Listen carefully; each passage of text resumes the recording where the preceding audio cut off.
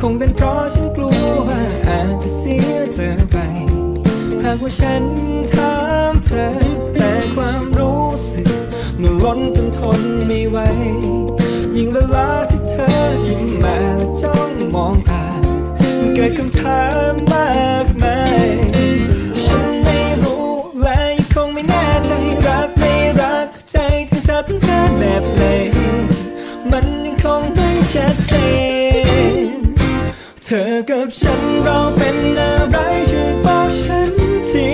อยากรู้สายตาที่เธอมีให้กันมันหมายความว่าอะไรเป็นแค่เพียงอารมณ์อ่อนไหวที่คงหายไปหรือซ่อนความรักที่มีเอาไว้เธอคิดยังไงกับฉันช่วยบอกฉันทีหากเธอต้องการให้ฉันเป็นมากกว่านี้บอกมาเลยให้ฉันรู้ตัวรักที่มีมันตรงกับเธอเหมือนกันอย่าให้ฉันเก็บมาคิดเอาเองอย่างนี้เธอรู้ไหมท่าทีของเธอทำฉันไหวหวั่นและสับสนเหลือเกิ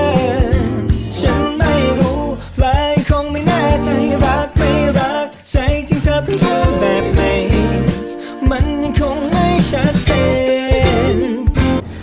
เธอกับฉันเราเป็นอะไรช่วยบอกฉันทีอยากรู้สายตาที่เธอมีให้กันหมายความว่าอะไรเป็นแค่เพียงอารมณ์อ่อนไหวที่คงหายไปหรือซ่อนความรักที่มีเอาไว้เธอคิดยังไงกับฉันช่วยบอกฉันที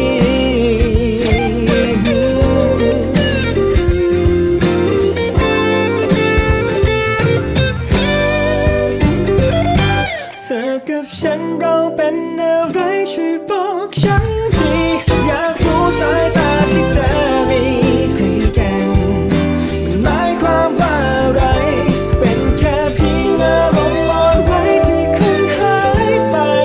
หรือซ่อนความรักที่มีเอาไว้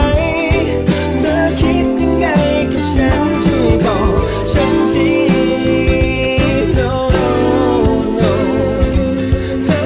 คิดยังไงกับฉันอยากรู้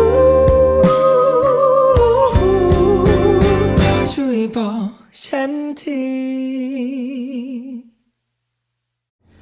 เธอกับฉันเราเป็นอะไร